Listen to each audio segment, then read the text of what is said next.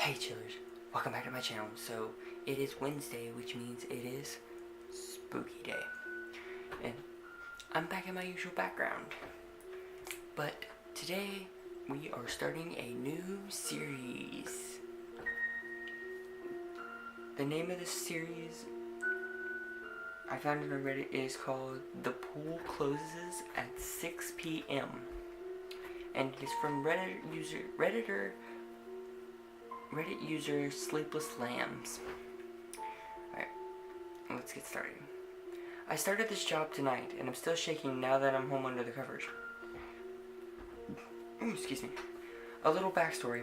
I just moved to a new town a few weeks ago. Coming from the upper, colder Midwest, March in California was absolutely wonderful.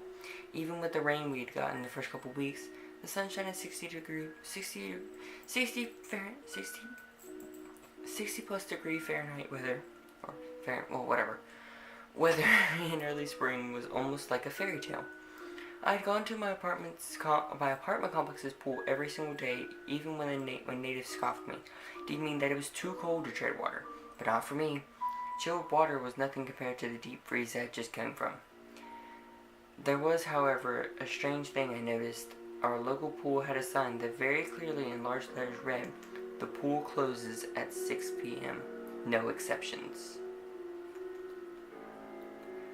It was a completely different size and font from the regular rules sign, which was older looking and pretty standard. Now, I thought that was odd.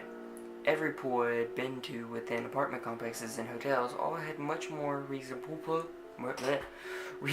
pool closing times, typically between 8 to 10 p.m. It didn't bother me too much. But I've always been a night owl. I enjoyed taking an evening dip. Another odd thing was that around 5:45 p.m., a lifeguard would arrive at the pool and usher everyone out at 6 p.m. There was no lifeguard during the day, but right on the dot at 5:45, in would come a guy decked out in bright red shorts and a clean white t-shirt, announcing that we all had to get ready to leave the pool area. It was weird, but more annoying than anything else, and I just got over it. Well, yesterday rolled around, and I went out to take my daily dip in the water. As I unlocked the gate and entered the pool area, I caught a little commotion near the clubhouse entrance. A large, older gentleman was trying to quietly calm down the guy I recognized as the weekend lifeguard.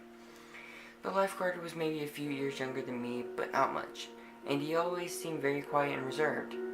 Seeing him this time was very out of character, flailing his arms and shaking his head, slightly raising his voice only to be hushed by the larger man. I took my time organizing my stuff. Sorry, that's really loud. Yeah, that's really loud. Where was I? I took my time organizing my stuff at my usual chair. I'll be honest, I was nosy and wouldn't have had as good of a view from within the water. And right as I admittedly had nothing else to mess with, the lifeguard shouted something at the man and walked off. The man looked more defeated than anything else. Not particularly a rabble-rouser myself, I decided the drama must be over and dove in. I swam a couple of laps, generally enjoying my time. I came up to the edge of the pool right as the larger man was walking by, headed towards the gate. He saw me looking at him and I immediately felt pretty awkward. Not sure if he thought anything of it, but I'd just been staring at the man, as he was dealing with what was obviously an employee quitting. So, to break the uneasy amount of eye contact I'd found myself in, I simply said, "See you tomorrow." God, awkward. I'd never seen him before today, but my brain did not help me socialize too well. I don't have crippling anxiety per se, but I have never done well with strangers. "Actually," he replied, "I think we'll have to close the pool for a while this weekend. My lifeguard just quit on me, and my weekday guy can't cover the whole week. Sorry." That was just depressing. The guy left, and I couldn't bring myself to enjoy the rest of my swim. By the time I finally got out, the man was back with a few clothes signs to hang on the few gates that led to the pool area. I suppose I could have just dealt with cutting back my swimming, but I was new to the area and didn't have much of a social life. The pool was the one place I could go to be out of my apartment, since I work from home. So I figured, hey, maybe I could see if having a lifeguard was actually necessary.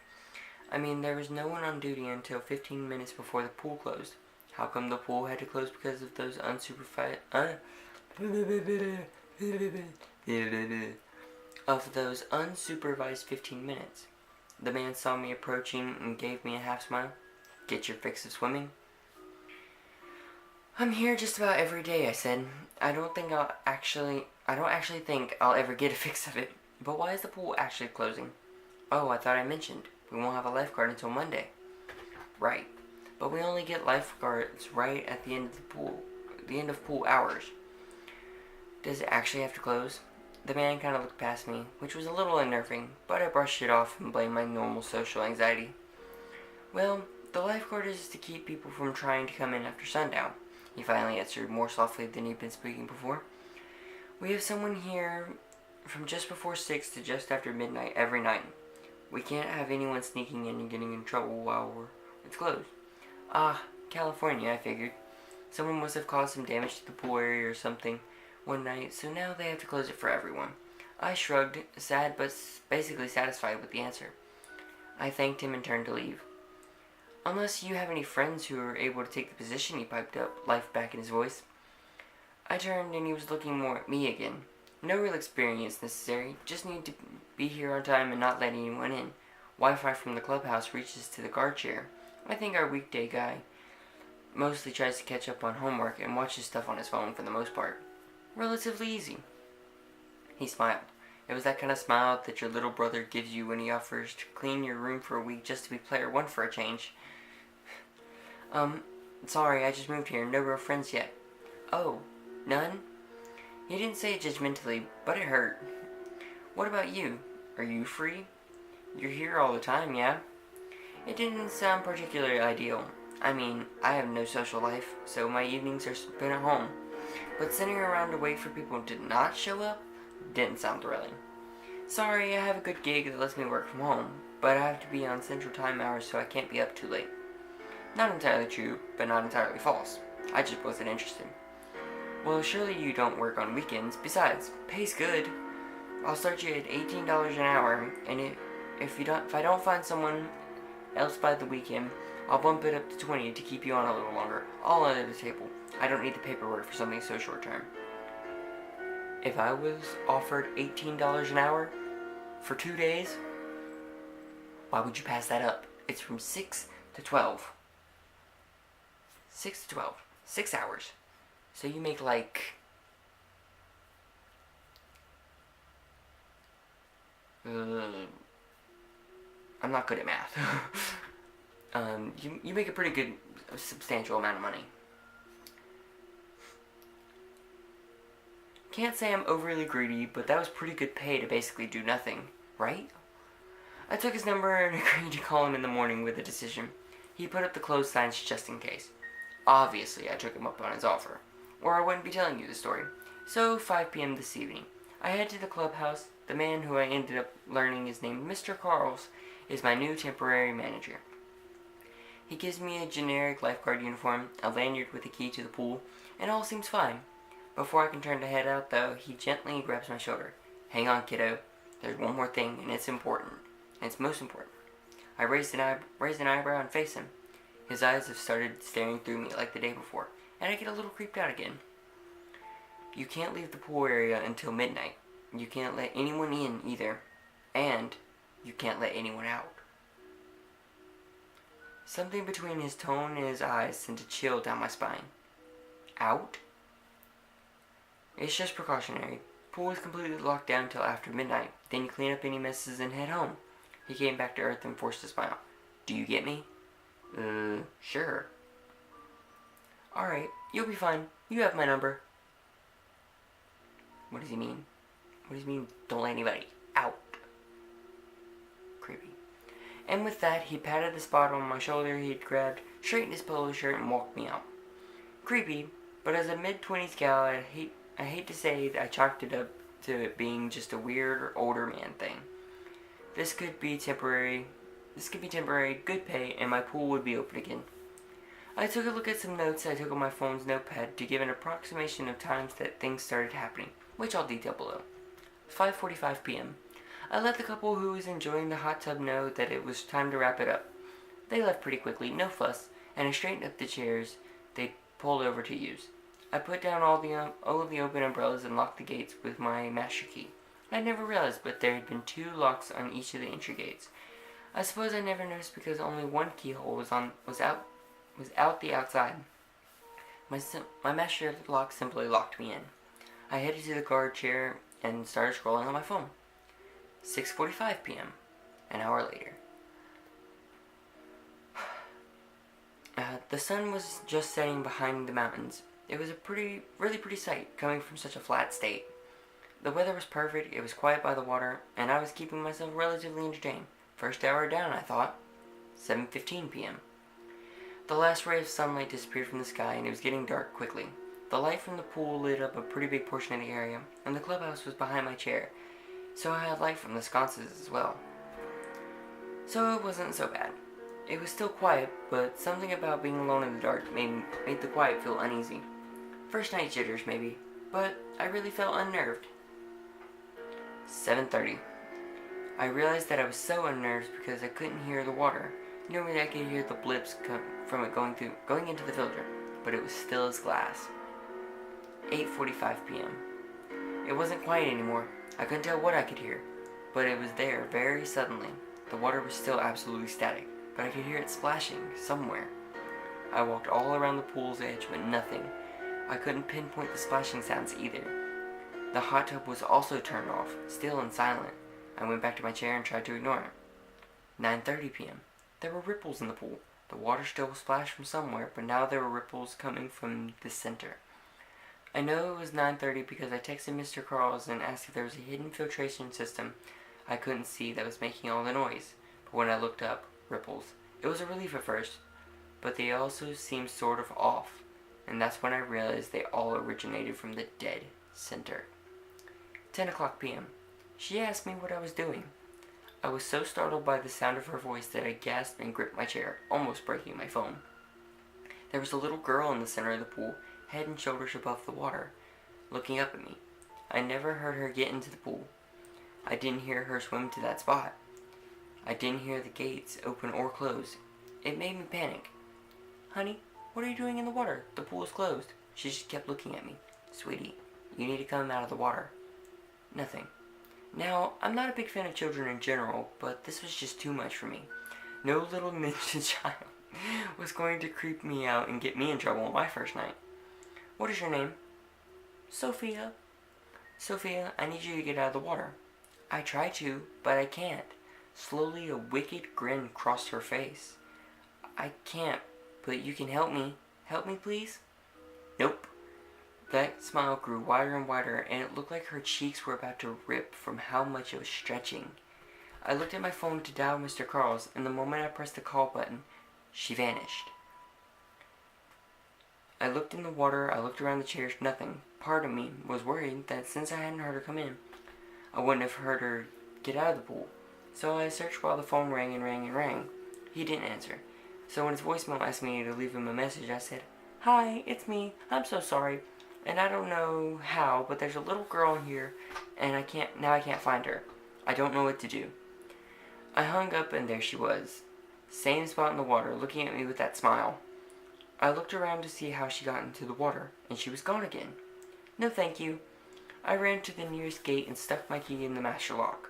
I turned it and turned it, waiting for it to catch and click.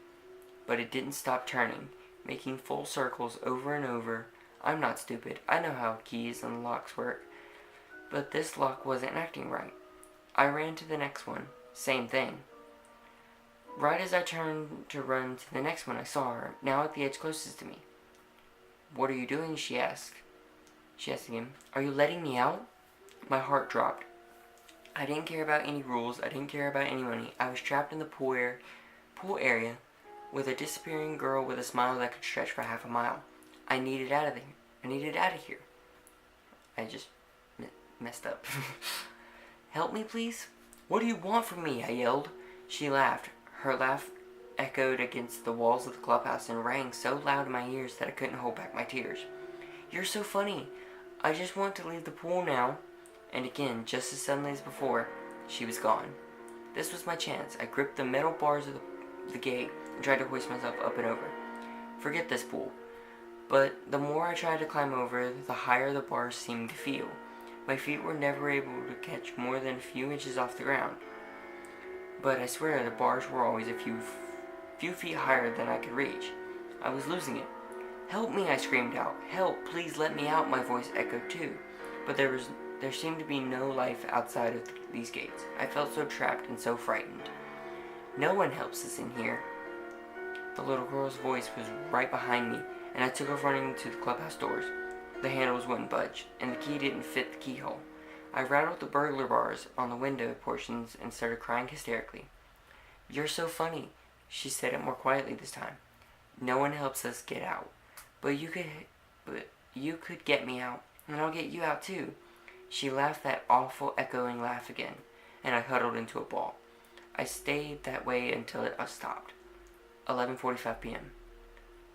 It didn't feel like more than an hour, but somehow it was.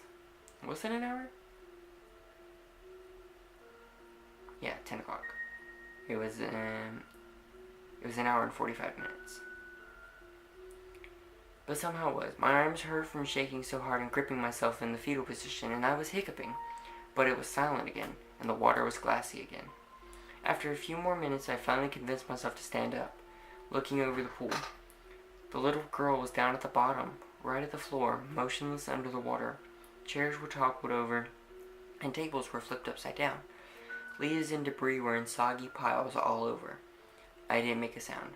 I backed up to the wall of the clubhouse and watched the water. It felt like she moved when I didn't have eyes on her, so I refused to look away. 12 o'clock a.m. I blinked and jumped when my phone alarm went off, scaring me half to death, but she was gone. I turned off my alarm as quickly as I could and ran to the gate, shoving in the key again and turning it. Snake. I started crying when the gate unlocked. I didn't even care if the gate closed behind me. I ran home, locked the doors, closed the windows, and sat on my bed. And here we are. Tears are still streaming down my face. I needed to get this off my chest because I just got a text from Mr. Carls. "Let's talk tomorrow. I'm so sorry, but no one would take the job if they knew about Sophia." And that ends part 1 of The Pool Closes at 6 p.m.